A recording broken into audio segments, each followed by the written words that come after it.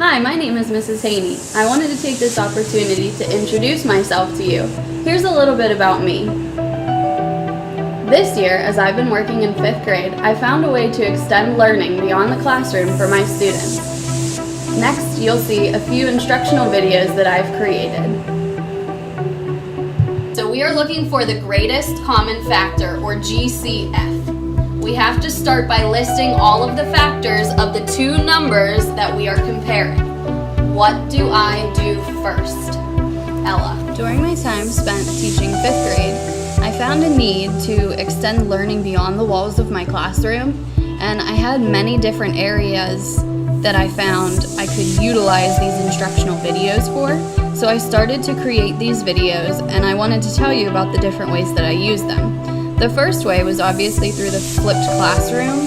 However, I couldn't require a completely flipped classroom for my students because many of them didn't have access to the internet at home. So I wanted to brainstorm different ways that I could still use these videos beyond making it a requirement for my students to watch them outside of school. So at first I started using them for our flexible groupings, and the way that we ran flexible groupings in 5th grade was to split the students into need-based groups based on data that we had collected and their mastery of the different standards based on reading and math.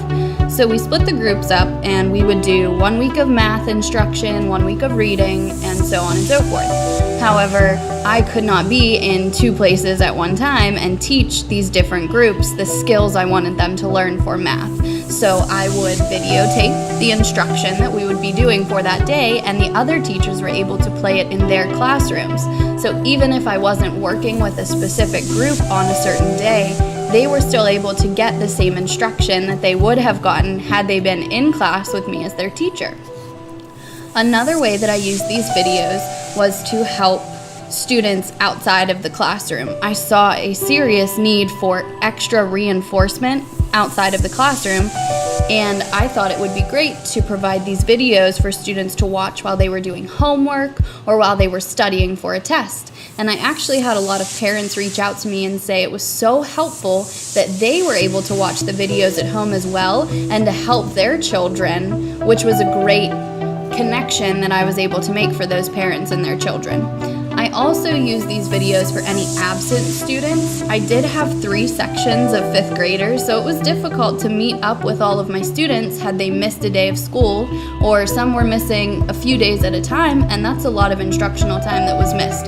So it was great for them to either watch these at home if they had access to the internet, or to come back and watch them at the beginning of the day and then get caught up with what they had missed and be prepared for the day to come. So I found that a really great resource, and I was so grateful that I was able to use these videos in so many different ways.